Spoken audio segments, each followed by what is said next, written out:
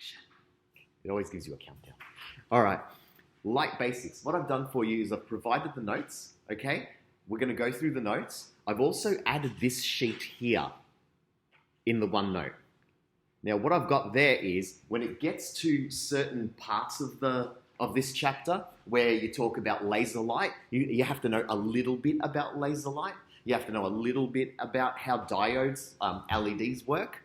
And so what I've done is I hunted down good videos with very clear animations that show it. So I can explain it, but you can always go and watch that video, which is about how laser light is actually produced. And these videos, I chose videos that were not ridiculously long. They're like 3 or 4 minutes at the most. So you're not sitting there watching for 20 minutes on every little detail, okay? I mean, of course you can do that if you want to know every little detail, but you don't have to because it's like beyond the course, okay? So then I added here the key terms that you're supposed to get out of that video, the sorts of things that you might find in a multiple choice question, okay? Or in a very brief sort of, describing question, okay? So what you need to know, the key terms, right? Then you go to, over here, there'll be another video on how LEDs work and the key terms, band gap, depletion region, all those things that come up in the notes, all right? And the things that sort of come up in questions as well, all right? So 2 videos because there's 2 ways of connecting an LED, forward bias and reverse bias, which we go through as well, all right? So all of that stuff is there to support the notes and what I'm doing on the board as well, all right? So if we go to the notes, we can see here light basics, based on the study design, these are all the things you're supposed to know, all right? During this chapter, the very, very first thing, light. What is light, okay?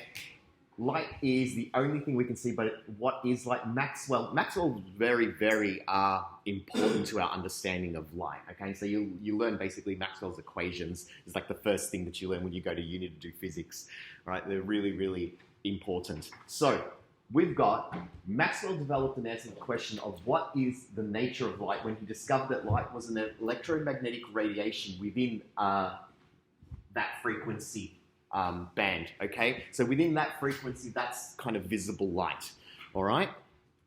We have these waves activate the electrical antenna in the retina of the eye. He understood that light of any kind is energy carrying waves of electric and magnetic fields. Now, what this diagram, has anyone seen this diagram before? No? Okay. So basically what this refers to is how can you make light? Well, one way of making light is you take yourself an electron, all right? Take that electron and you wiggle it.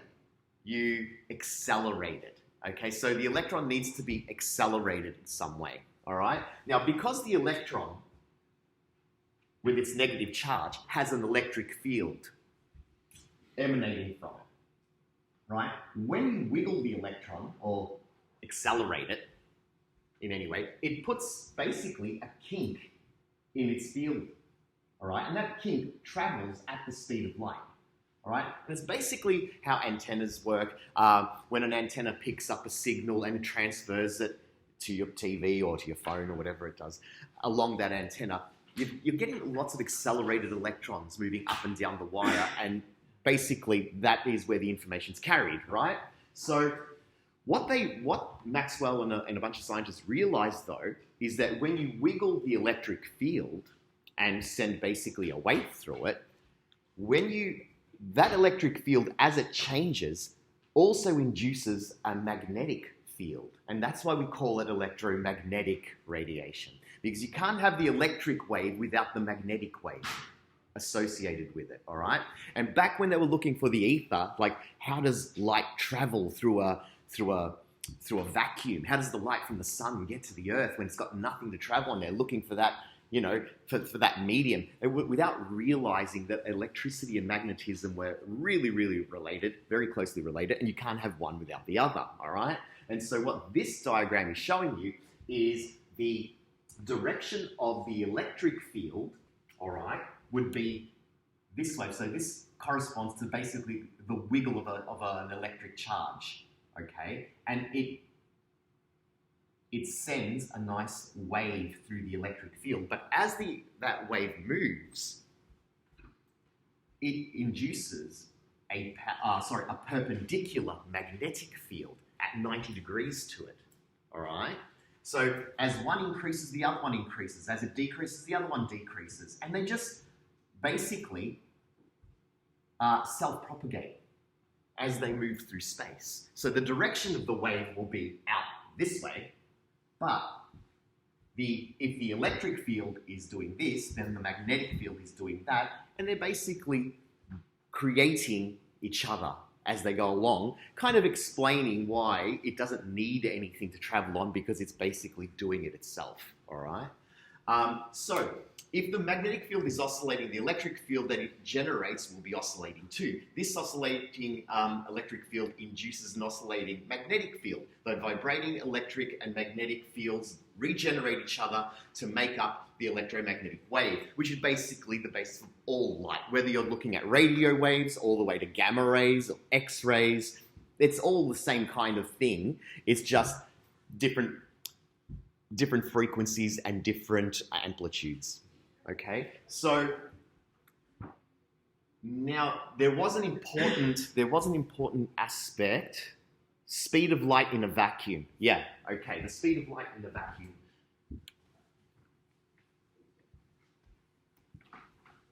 All right, so there's only one speed for which the electric and magnetic fields remain in perfect balance, reinforcing each other as they carry energy through space. If light were to slow down, its changing electric field would generate a weaker magnetic field. So slowly what happens is they end up going to nothing, right? If light could slow down, right? But we know it can't, because that would mean that the light was responsible for carrying energy. And if light slowed down, well then, light traveling through a vacuum, where did that energy go?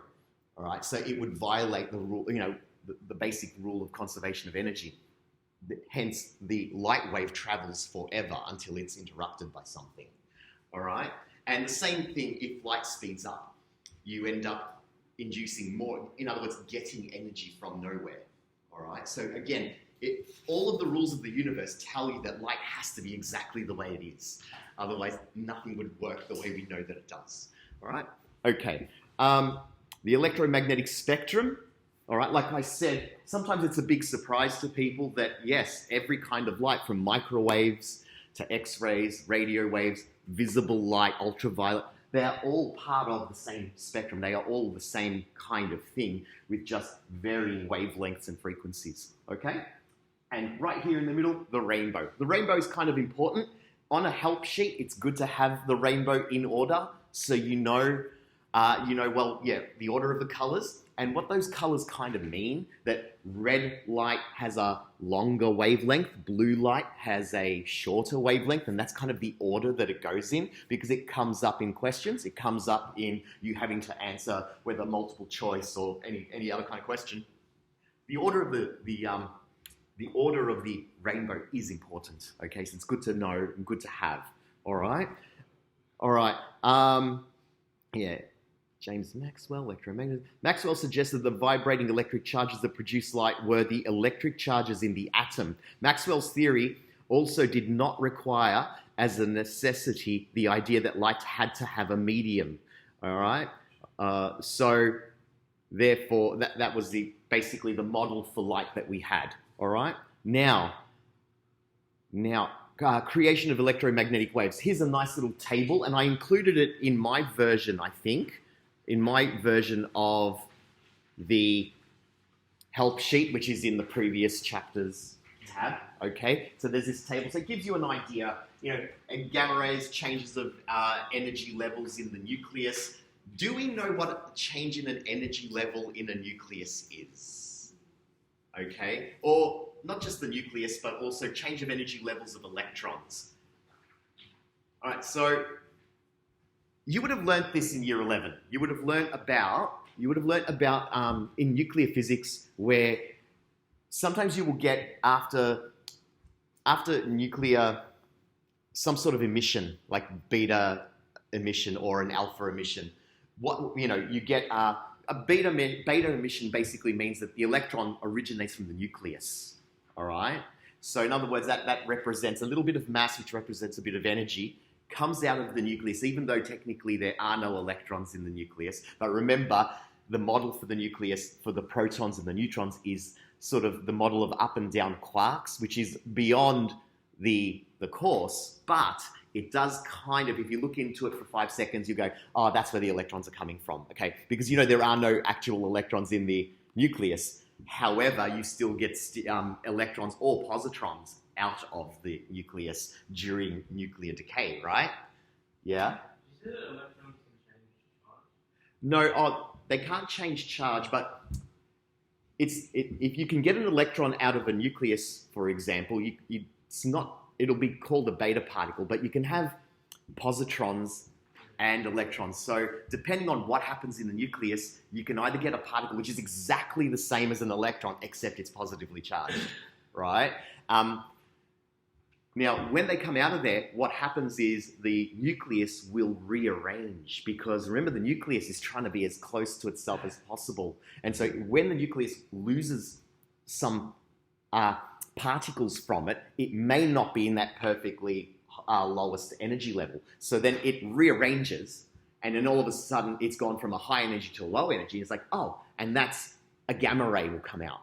Okay, so there's a little packet of excess energy. And so that's what they mean here, like changes of energy levels in the nucleus of the atom.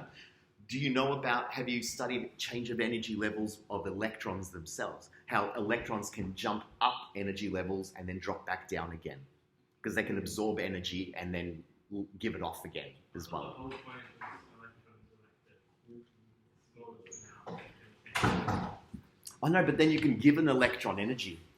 So in other words, you can give an electron kinetic energy, for example. You can give it so that it has more energy rather than the energy just represented by its mass. Okay.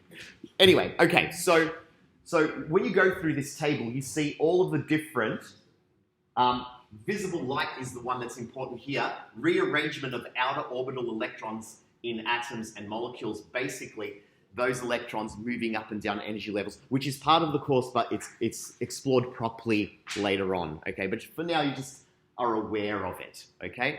Now, I don't want to talk forever, because then you just don't remember anything, really, okay?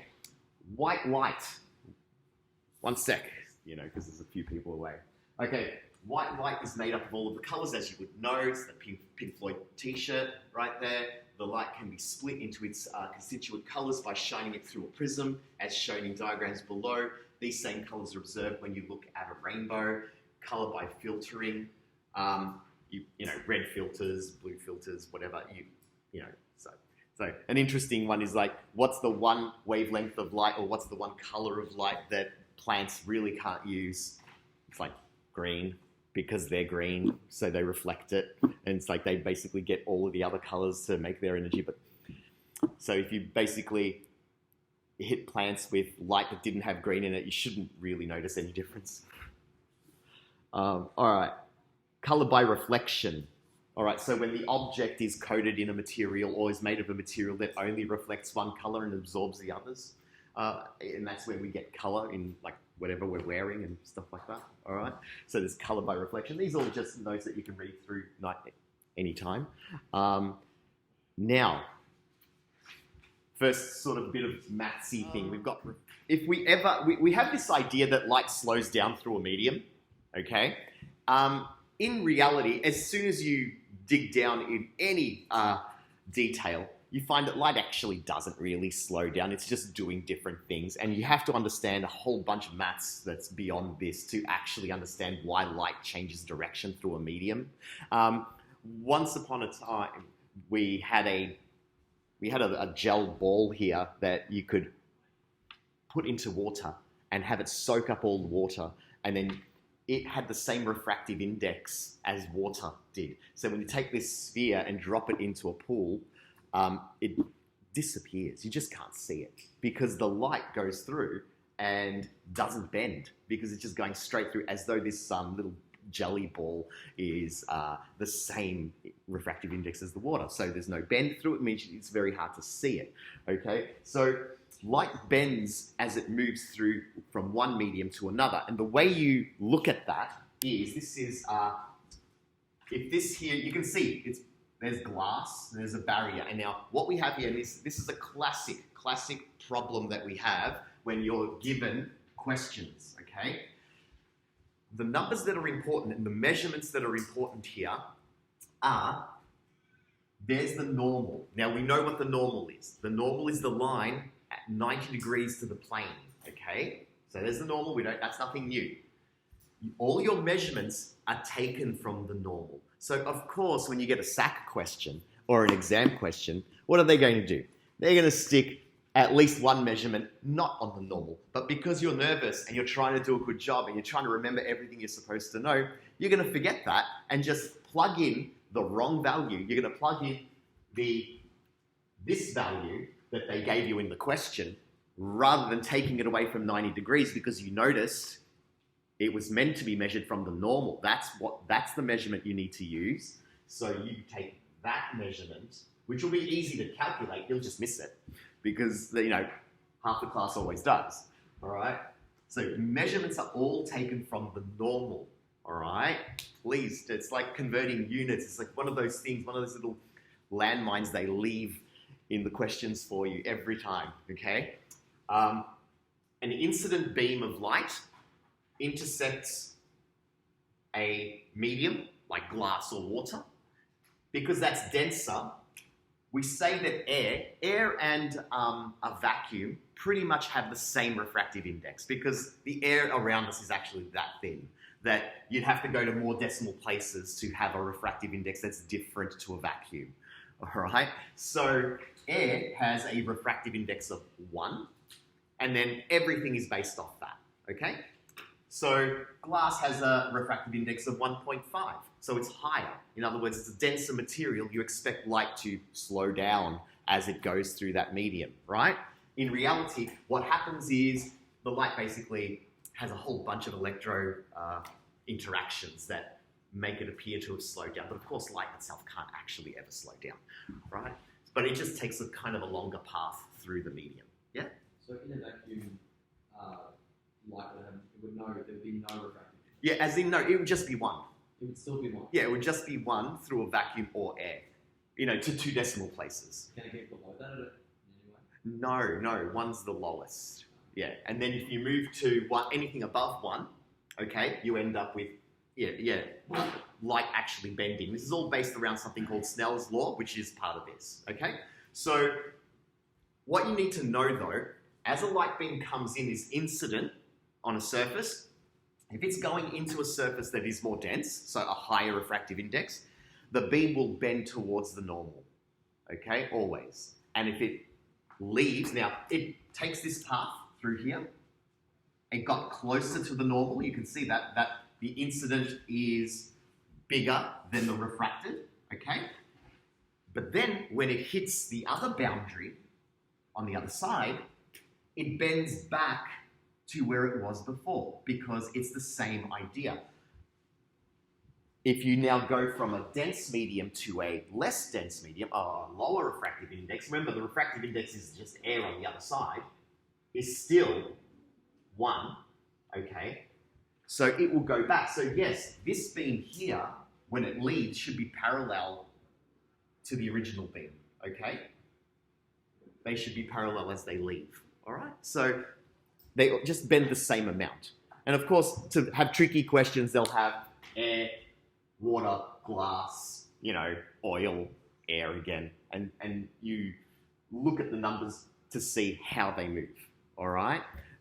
All you have to know though is that if you're going from lighter, less dense to more dense, it goes towards the normal and vice versa when it comes back out again. Yes? Would it still be the same as if it was going through air at the end and it goes to the sun? What do you, yes, because it's all going to do and then undo by the same amount. And then when you go, if you had multiple layers, the one out the outside is basically the beam that it was when it came in, all right? So it will be parallel back out here after like 5 layers of different things, all right? That's as you keep it in mind.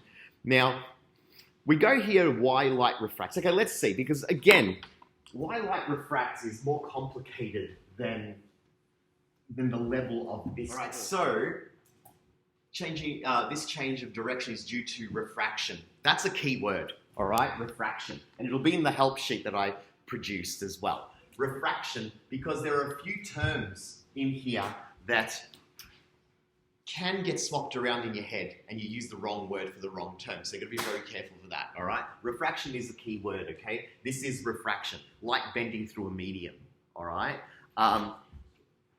You've got to keep that one in mind and make sure you don't mix it up with another word, all right? So refraction is the bending of light as it passes through. The angle between the incident ray and the normal to the boundary between the two media is called the angle of incidence. And then when it comes through, it's the refracted ray, okay?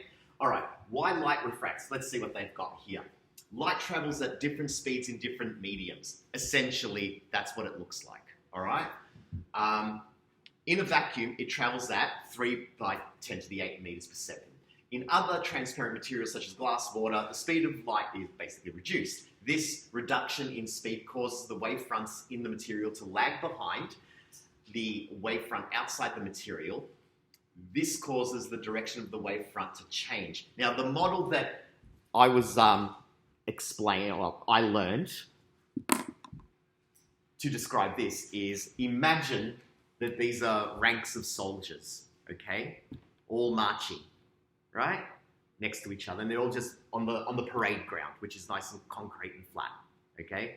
Now, the parade ground represents low refractive index. It's very easy to move on the parade ground because it's concrete and nice and clean. So they're all marching along. So there's lines of like soldiers, all right? But they are now going to leave the parade ground and it's been raining all night and it's all muddy out here, okay? Now this isn't actually true in what actually happens, but it's a way of imagining it, all right? So as the ranks hit the slow medium, they slow down because they're now walking through mud, all right? Which means they start to lag behind, all right? And they start to bunch up because they're slowing down, all right? And as they bunch up, as each part of the rank hits the mud, all right, they slow down by the same amount. So eventually they end up back to parallel to each other, all right? But they've now been bent by the fact that they had to make the transition from the parade ground to the mud, all right? So that was a nice little analogy, I guess, or example of what's happening to the wave fronts as it goes through. In reality, though, it's way more complicated and very mathematical, right, in reality. But it's not actually what's happening, but it's a way of imagining what's happening. Yeah? If the light went down That's a good question. Yes. If the light goes, if the angle of incidence of light is on the normal, it just punches through it just goes straight through. There is no bend, all right? It's only a bend if it's off the normal in any way, all right? Yeah. All right, so because the speed of light, because the speed of the wave has also been reduced, the frequency of the waves will stay the same. So F equals V on lambda, all right? So notice that the wavefronts have become closer together in the medium. This means that the wavelength of the light has been reduced.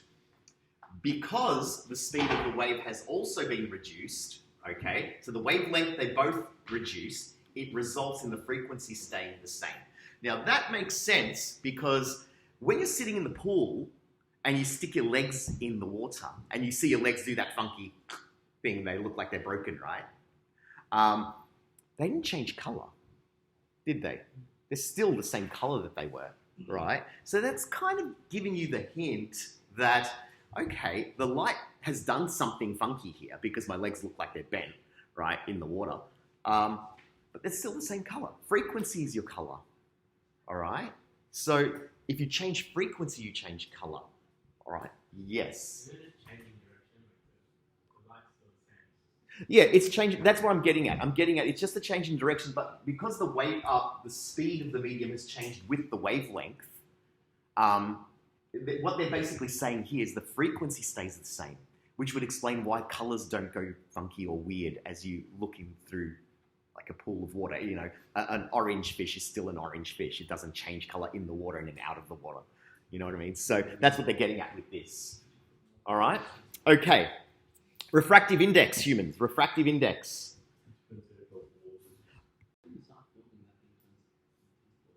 That's it. It must be like doing something. I don't know. All right, so refractive index. Although it is the speed of light in a material that determines how much refraction occurs, speeds can be cumbersome numbers to deal with. Instead, we define another quantity called the refractive index, n, lowercase n, refractive index in Snell's law here, which is equal to the speed of light in a vacuum, c divided by the speed of light in the material. Okay? So that's where the refractive index comes from. That number divided by that number. Notice now why the smallest value is 1. Because can you get any faster than C? No. So if the refractive indexes are the same for the two mediums, it's the same medium, and it would be 1, right? Okay, and notice again, the speed of light in air is almost, to a couple of decimal places, the same as the speed of light in the vacuum, because air is actually, like I said, really thin. Okay, so there's your refractive index, where it comes from, and then we go here to this table.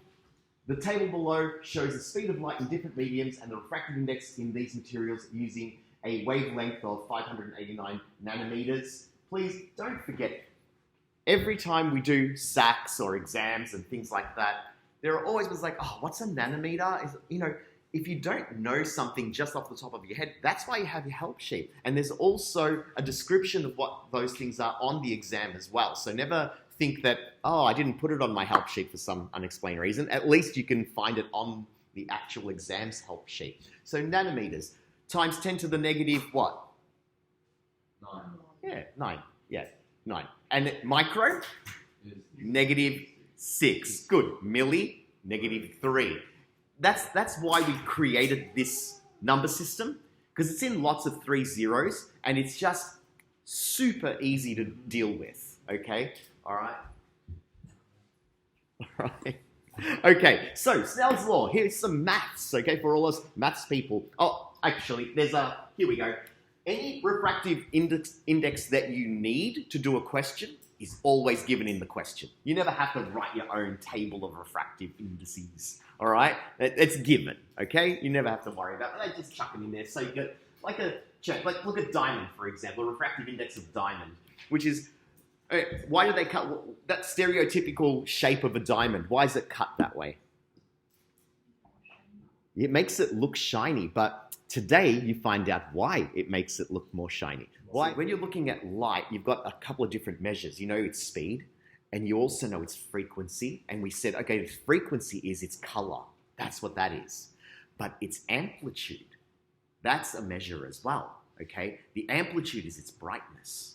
All right, so the higher the amplitude, basically the more energy it's carrying, and then you've got the brightness. That's what goes up, right?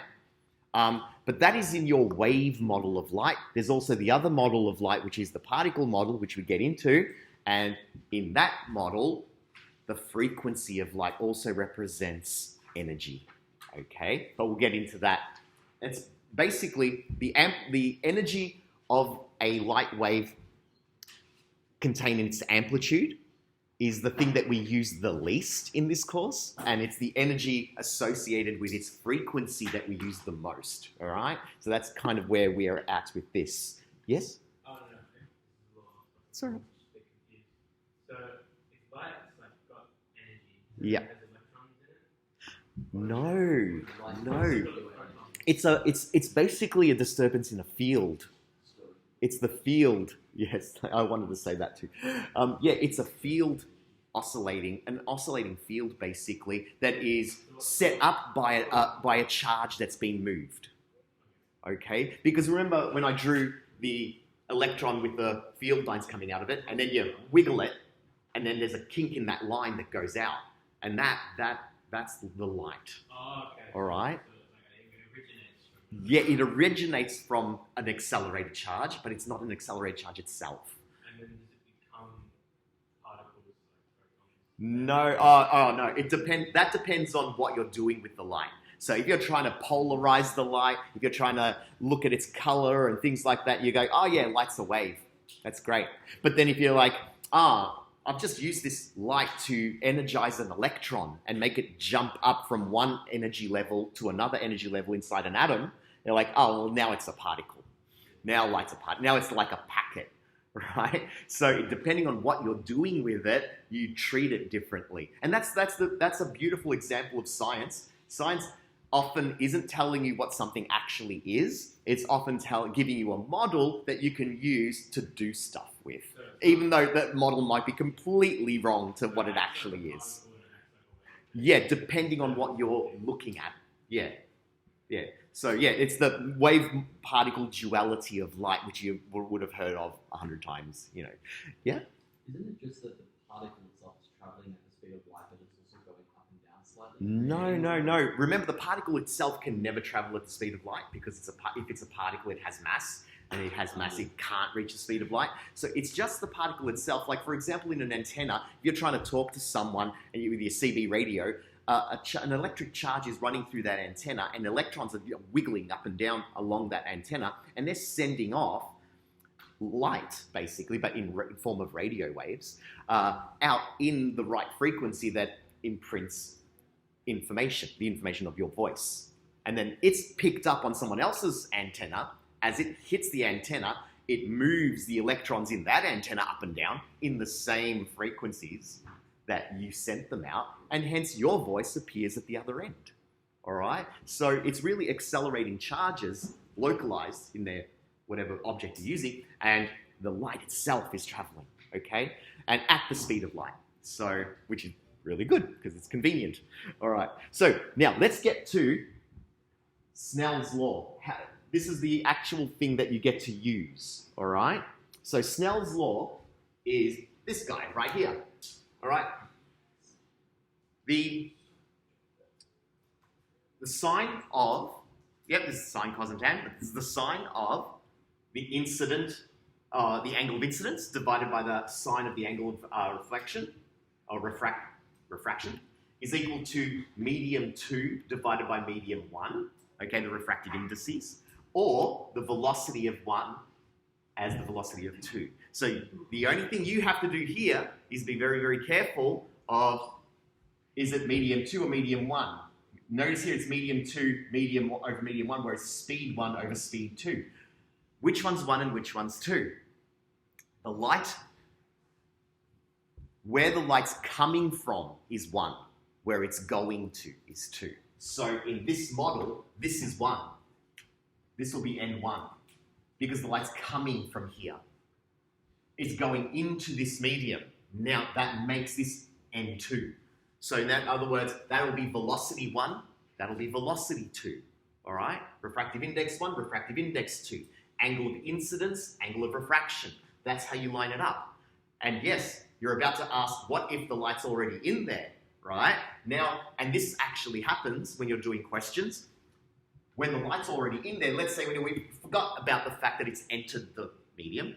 We don't care about that anymore. Now we're going to look at what happens when the beam gets all the way to the end and then has to leave. All right? Now we're going to do this maths right here using our Snell's law, right? So which one's 1 and which one's 2 now? Well, this is now 1 because it's coming from the medium. And this is now 2 because it's going to that medium. And then all of that just continues to work. All right? The only thing that matters is where is it coming from, where is it going to? And it sets what N1 and N2 is. Yeah? So even if you did have like... You can ignore it if you're doing an equation now dealing with the bottom part. So you'd start it with 1 and 2. Yeah. And the next part would be 1. That's right. If you had to show what was going on here, and that was part A of the question, then you do that, and that's 1 and that's 2. But then part B of the question is like, oh, now it's going to leave here, but it's going to go into a different medium, for example, something else that's not exactly the same. Now you're like, oh, okay, it's going to go from here to this other thing. All right, now that's 1, now that's 2. And just keep on relabeling where it's from to where it's going. That's all you need, all right? And it's the simplest maths in the universe right there, all right? Okay.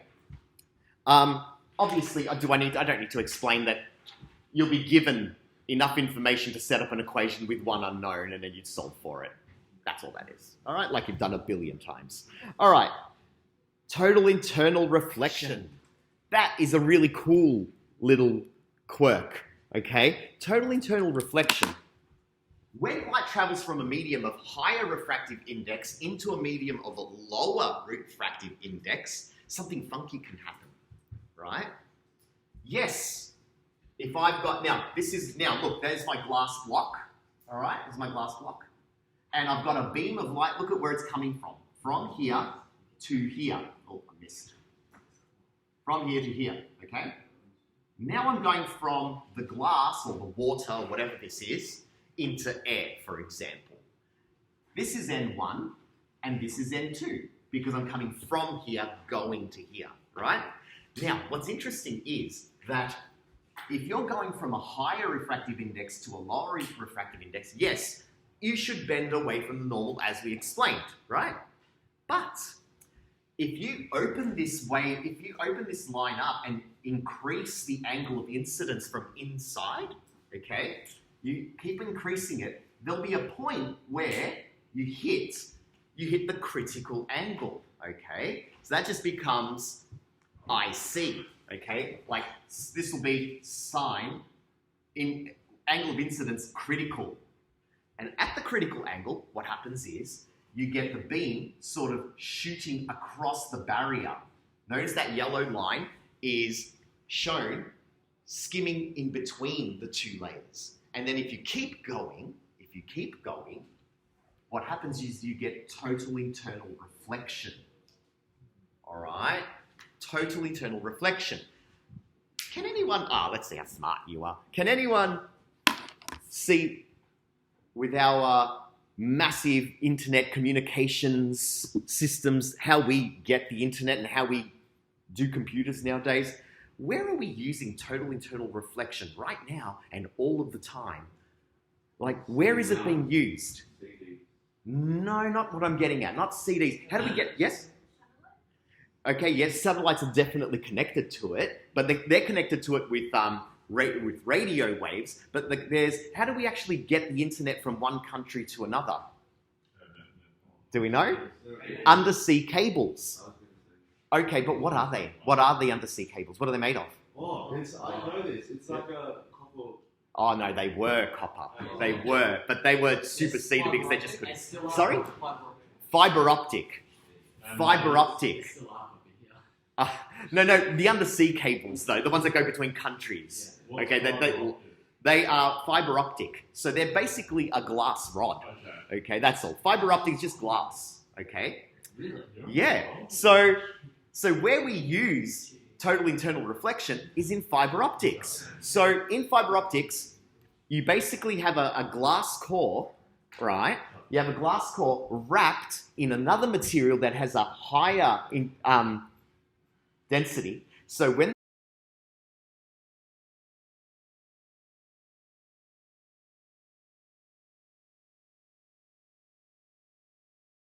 they shine light through those, what they get is the light bounces along at the speed of light along the glass, nearly the speed of light because it's glass, right? Through with almost no signal degradation, and you can put thousands and thousands of different frequencies in that one thin little wire because they don't interfere with each other. So you get that massive copper wire and you get a thin fiber optic and it does the job of the copper wire and then more. No, well they sit at have you seen the ships doing it? They unroll these massive spools of cable that just lie on the bottom of the ocean and they just connect them when they run out of one, they connect it to another and they just go along. And they just go for hundreds of kilometers. Like you can see that it's worth it. Like someone's making money out of this because to go to that expense to connect every country and every part, there are big cables that go everywhere. And then there's also the satellites as well. The satellites talk to it as well. Occasionally when there's a problem with one cable, everything slows down because they have to go and fix it. And it slows down because it's now going around and trying to find another way of doing it.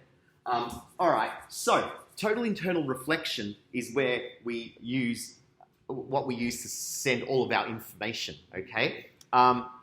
Actually, I was at a lecture once and it was really interesting. The lecturer said that we are so good at making fiber optic glass, and it has to be really clear, right? That we're so good at making it as clean and good as it is, that if the ocean was as clear as fiber optic material, you could see the bottom of the ocean anywhere in the world. Imagine that. If the ocean was as clear as fiber optic is. So the light would get all the way down to the bottom easily and back again so you could see the bottom during the day. That's how good we are at making fiber optic. Yeah. If you're walking on the bottom of the ocean, you just trip over. Yeah, you would. Yeah, they just lie there because they're so far down. Yeah, absolutely. No, the cables themselves are big because they've got a lot of protection around them. Because remember, if it's kilometers long and it's often kilometers to the bottom too. So if it's too thin, just like unrolling it, the weight underneath would be enough to snap it. So no, it's thin inside, but like it's wrapped up so that it's strong enough to hold together while they lay it out. What? Yeah, but again, because it's a solid object, it just action reactions that doesn't matter. How long would that take to just roll? Yeah, they've been doing it for years and years and years. The first ones, back in the old days, they were all copper and yeah, so they weren't as good, but then there weren't that many people and we weren't using it like that. There were telephone lines in the old days. You'd pick up a phone, with a cord on it and talk to someone on the other side of the world. You're going through the copper wire under the ocean, basically. That's what they were doing. Yeah. Yeah, they have to be very careful. It's all salt water, and salt water and metal love each other. So, yeah. So, the critical angle. Here's another little bit of maths for you. The critical angle. We've got the critical angle here. It comes from, for those of you that like all of like this stuff, like the mathematical side of it, look at this. The angle, watch, the angle of incidence, now remember, you have to go from a higher density to a lower density. So the angle of incidence, if I put a little I there for a second, the angle of incidence is whatever it is. If it's at the critical angle, then look at the angle of reflection, or refraction, sorry. The angle of refraction, it's at 90 degrees. So when you go to the mathematics of it, and you go, oh, okay, let's see, what does that mean? Look at what we've got here.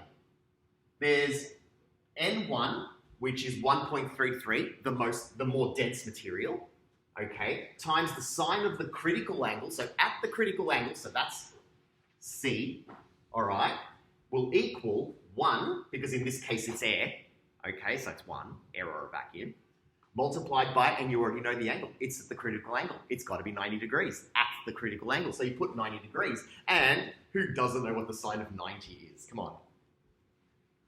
Sine of 90, look, you remember your circle, your unit circle? The sine of 90, it's 1.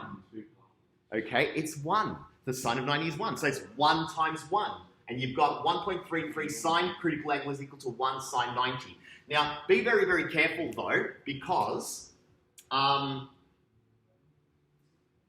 this is only true if the medium you're going into is actually 1. But if it's not, then you have to take that into account. So if I were you, I would have this written down. N1 sine theta is equal to N2 sine... No, actually, N2... No, what we'll do is that, critical. Yeah, that's supposed to be theta. Yeah, because occasionally they're not going to give you it going to air, all right? So you have to make sure that N2, if that N2 is not 1, all right, then you have to take that into account, all right? Yeah. What would you do if it refracts back in, or would you have NS? Total internal reflection is just like a mirror, and that's the beauty of it. It turns that boundary into a mirror. So the way mirrors work, light goes in at, say, 20 degrees, it comes out at 20 degrees. 50 degrees, 50 degrees. Whatever it is, if it's bouncing and actually reflecting completely, once you go past the critical angle, so once you go out a bit, now you get this nice, neat, where everything is contained, no losses, and the angle in is the same as the angle out. Okay? It just becomes a mirror. And that's the whole point of the fiber optic, how it just bounces along. Yes. So critical angle is one that we do love throwing into sacks. Yes? Hint, hint. Thank you. Yeah? Yes? That always ends up in a sack somewhere and often in an exam. So know what it is. All right? Okay. And a little total internal reflection, a little example of why the fish looks like where it is, and yeah, very nice. Diamonds. They use the total internal reflection of diamonds so that the diamond sends the light that came in back out at you. And then you're like, oh, sparkly. Very good diamond. Really, it's just been cut. It's been cut with its refractive index in mind. And so that the light coming in hits different faces and bounces back out at you. And then you go like, nice. And that's part of why diamonds sparkle. And we do that actually. There's a beautiful thing that we do with little cubes, like micro cubes, okay? Where light hitting these cubes will always bounce around and then come back out. Light coming in bounces around and comes back out again, okay? So what we do is we make millions of tiny little ones of them and we stick them into reflectors. So let's say you're a person who works on an oil rig and you put on a jacket, like big bright orange jacket. It's always orange because to try and find you if you get lost out there, right? But there'll be, sometimes you'll see they'll have reflectors on the shoulders. Right, yeah. So what happens is you're floating in the ocean, they're looking for you, they're shining light down if it's dark, all right? And as soon as it hits that reflector, it goes straight back up to the helicopter. And so you all of a sudden are shining out there, okay? Because the light's coming and hitting these cubes and coming back again. Also, the reflectors on the moon do the same thing. The moon reflectors are basically 3 mirrors. So it doesn't matter where the pulse comes from, it always goes back to the source when it bounces around and comes back out again. Very smart, very, very clever. So yeah, you ever see that episode of The Big Bang Theory where they're shooting the laser at the moon? Oh, yeah, that's a good one. Yeah, that's really funny. But like that's what they were really doing, and they were basically saying to all the conspiracy theorists, yeah, you see, this pulse doesn't come back if we didn't put a mirror there. So that's what they were, Okay. Here you've got fiber optic cable explained, all right? Fiber optic cable just goes through that whole thing. And changing refractive index. Okay, this is okay, here we go. Changing refractive index. Notice it's the same, look at this, it's the same Pink Floyd t-shirt, right? With the white light coming in, but every color bends differently. So different frequencies change the refractive index. So refractive index isn't set by the material. It's kind of set by the material, but it's also kind of set by what light you used as well, all right? They're all bending differently, okay? So you're looking at low frequency, long wavelengths, bending less than high frequency, short wavelengths, okay? All right, so that, bang, bang, bang, refractive index kind of matters what light you're using. Just file that away so when it comes up, all right? And, another word. Remember I just said refraction? There's refraction, reflection, dispersion. Sometimes the question pops up. Okay, what is this an example of? And kids are always like, refraction. It's like, no. The refraction part is in here when it bends. But the question's actually kind of set up with, what is the splitting of light into its colors an example of? And students will write refraction. It's like, no, that's dispersion, all right? So they've got to come up with something to ask you, all right? So this is dispersion, all right? So again, on your help sheet, and I think on the one that I made, it's there with its definition, so you know exactly what it is, with a little picture, so you can't mistake it, all right? Okay, this is dispersion. It's the bending, which is refraction. All right. Now, could I just see? So, at the conclusion of this lecture, what you need to do is, for homework, questions 1 to 20. Because questions 1 to 20 get you to focus on the bending of light, dispersion, refraction, Snell's law. That's what it is. Rather than me going on and talking about diodes and lasers and synchrotrons and all the rest of that, which is the rest of this, you're going to just forget everything. So what we'll do is we'll get you to focus on one thing, and then tomorrow we finish off, and then you focus on the rest. All right? And hopefully we can still get to the SAC by the last day. But if it's just too much to do, then we'll just have to hold it over till next term, if we have to. All right? All right. Okay. So, questions 1 to 20 by tomorrow so that we can finish off the rest.